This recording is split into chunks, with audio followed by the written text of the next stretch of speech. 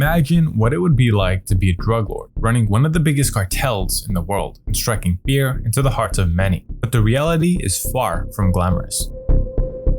Carlos Lehder, once Pablo Escobar's right-hand man, lived a life of crime and ultimately ended up in a prison cell. His story serves as a cautionary tale of the dangers and consequences of the drug trade. Born in Colombia, Lehder became involved in the drug business at a young age. He quickly rose to the ranks, establishing himself as a key player in the Colombian cartel scene. His operations included smuggling vast quantities of drugs into the United States, causing widespread destruction and chaos. However, Lehder's actions eventually caught up with him. He was arrested and extradited to the United States, where he was sentenced to life in prison. His downfall serves as a reminder of the consequences of involvement in the drug trade and the ultimate futility of a life of crime. So before you consider joining the drug cartel for financial gain, think twice. The cost may be greater than you could have ever imagined. Carlos Enrique Lehder was born in Armenia, Colombia on September 7, 1949. Carlos is of German and Colombian ancestry. Klaus Lehder, Carlos's father, was an engineer who immigrated to Armenia, Colombia from Germany in 1928. There, he participated in constructing several buildings that included elevators, an unusual and relatively modern feature at the time. Carlos's father later changed his name to Guillermo Lehder when he wed Helena Rivas, a jeweler's daughter from Manizales, Caldas. Carlos's bad mix with the law started in his early life because of his father's affiliations. His father and family managed a small inn named Pension El Armenia in Armenia, Colombia, where German immigrants frequently gathered. They had a small business that imported luxury items like wine and canned food, as well as produced vegetable oils. Later, the Lehders and many other Germans living in Colombia were accused of having ideological ties to the Nazis in 1943. After American intelligence reports prompted an investigation. The Pension El Armenia was the facility where Nazis allegedly gathered intelligence. Around the time Carlos was 15 years old, his parents separated, and he moved with his mother back to the United States, where they lived in New York City, which became the foundation of Carlos's criminal activities. When Carlos was in the US, he started as a car thief, then operating in Canada and down to the East Coast. He started smuggling stolen cars. He was also occasionally involved in marijuana deliveries. His 1974 imprisonment in a federal prison in Danbury, Connecticut resulted from these actions. When he got to prison, he shared a residence with George Jung, who had built an enterprise by flying marijuana into the country. Jung's prior expertise in using small aircraft, flying under the radar, and landing on dry lake beds to transport marijuana from Mexico to the United States inspired Carlos. His mind as an underworld businessman was to make the most money in whatever way it took. Lehder is a very intelligent man, and when serving time, he went out to learn everything he could about the cocaine trade, which at the time seemed to him to be the booming, lucrative business. He would frequently spend hours interrogating other prisoners about smuggling and money laundering. Lehder collected a ton of files as a result, and he frequently took notes. Lehder's grand plan was to use light aircraft to fly cocaine into the United States, revolutionizing the cocaine trade. So after the release in 1976, Lehder persuaded Jung that trafficking cocaine by air would be substantially more profitable, and the two started a business delivering the narcotic from Medellin, Colombia to the United States. Following their release and parole, Lehder and Jung established a modest source of income through straightforward conventional narcotic smuggling. In particular, they hired two young American ladies to travel to Antigua, pick up cocaine, and bring it back in their suitcases to the US. Lehder and Jung repeatedly went through this process until they had enough money to buy an airplane. The two then started smuggling cocaine into the United States to the Bahamas.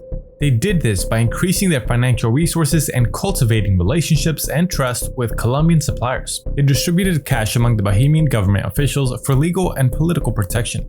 And within little time, their novel strategy for smuggling drugs started to gain acceptance. Lehder started using Norman's Cay in the Bahamas as a transshipment hub in 1978.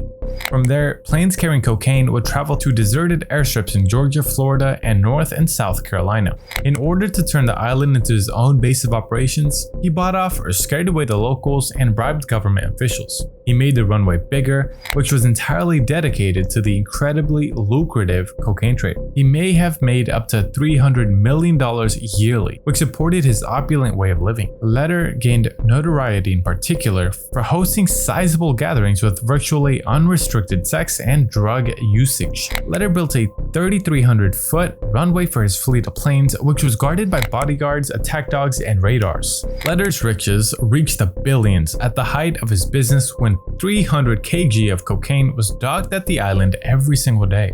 He amassed such incredible money that he twice promised to settle Colombians' foreign debt. At first, in exchange for a free zone for drug trafficking, he offered in 1978. Lehder did it once more in 1982, this time through Pablo Escobar, who at the time was a congressman for Colombia, in an effort to thwart his extradition. Pablo Escobar formed and oversaw the Medellin cartel, which in Spanish is called Cartel de Medellin. It was a formidable and well-organized Colombian drug cartel and terrorist group that had its roots in Medellin, Colombia. It is frequently regarded as the first significant drug cartel, so called because Escobar and several other Colombian traffickers formed a partnership to form the organization's higher echelons. The big names that formed the cartel, Jorge Luis Ochoa Vasquez, Juan David Ochoa Vasquez, Jose Gonzalo Rodriguez, Gacha, and you guessed it, our very own Carlos Lehder. Carlos persuaded the bosses that instead of making numerous journeys with suitcases, they should use the air to transport the cocaine in small aircraft straight to the United States. The cartel began reinvesting its enormous revenue into more advanced labs, better jets, and even an island in the Caribbean for planes to refuel as a result of the high quantities and growing demand for cocaine in the United States. But there was a negative side to the success. A standoff between the cartel and the government resulted from Pablo Escobar's extreme violence, and desire for power within the Colombian government ensued. The cartel erupted in the 1980s in response to government threat to deport the traffickers to the US, and this led to massive attacks on government officials and many Colombian citizens, and these actions consequently led to the crackdown on the cartel. It has been proved throughout the whole of history that men that have power and wealth for a long time later feel that they were on top of the world, and they feel that nothing will ever get to them, which is most of the times their Achilles heels. After making so much money and so much noise, Carlos Lehder came into the crime radar of the United States. Carlos had forced Jung out of the initial agreement they had before the cocaine business became big for the two of them. After Jung was out of the show, Carlos went more erratic. He started giving in to more parties, spending money anyhow, and organizing orgies in Norman Cay, which consequently attracted the scrutinizing eyes of the DEA. Because of all the attention he was getting, Lehder was compelled to stop his operations on Norman Cay in 1982 when Bahamas officials, allegedly under pressure from the US, started to crack down on his cocaine smuggling racket there. He went back to his hometown of Armenia, Colombia, where he built an estate. He founded the National Latin Movement, a short-lived political party that was labeled fascist populist and that also sought to repel the 1979 extradition agreement between Colombia and the United States. Having a German background, Lehder admired Adolf Hitler and John Lennon. Escobar and Lehder were inspired to get involved in politics since the government had authorized the extradition of Colombians after they had helped with the country's debt. Lehder then established the National Latino Movement, which had 3 congressional seats and became well known for its anti-extradition statements. The beginning of Lehder and the Medellin cartel's demise came with Rodrigo Lara Bonilla, Colombia's Minister of Justice, being assassinated on April 30th, 1984. Lara's assassinations brought a shift in Colombian politics since he had spoken against the cartel's activities. President Belisario Betancourt declared his willingness to extradite drug lords from Colombia to the United States after previously opposing such a move. And the leading figure on the crackdown list was Lehder. Lehder was unable to travel back to Norman's Cay after Brian Ross's September 5th, 1983 report on the American television network NBC exposed Bahamian government officials' corruption. He went from a billionaire to almost going bankrupt since the government had seized all of his bank accounts from taking ownership of his home and other belongings. He became ill with a fever while on the run from the government. However, the day came when Lehder was transported back to Medellin by Escobar in a helicopter, where he got life-saving medical care. After his recovery, Lehder was employed as a bodyguard by Escobar. Lehder eventually intended to regain his riches, but when an employee of his told the authorities where he was, Lehder was apprehended at a farm he had just started in Colombia.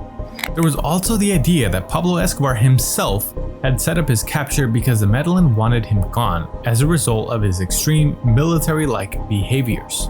The United States government used him as a source of intelligence regarding the specifics of the cartel's hidden empire once he was captured. This knowledge eventually proved in aiding the Colombian government in dismantling the cartel. Lehder was then extradited to the US in 1987, prosecuted and given a life sentence without parole, plus an additional 135 years. After spending close to 30 years in prison, on June 15, 2020, Lehder was granted release from prison and transported to Germany by 2 US officials aboard a regular passenger flight from New York to Frankfurt before being turned over to German authorities. His daughter had stated one of the factors leading to his release was a recurrence of prostate cancer. Hence, at the age of 73, one of the most ruthless drug lords who worked hand in hand with Pablo Escobar, Carlos Lehder, now lives with his family after being released recently. This concludes the video on the crime life of Carlos Lehder. Thanks for watching.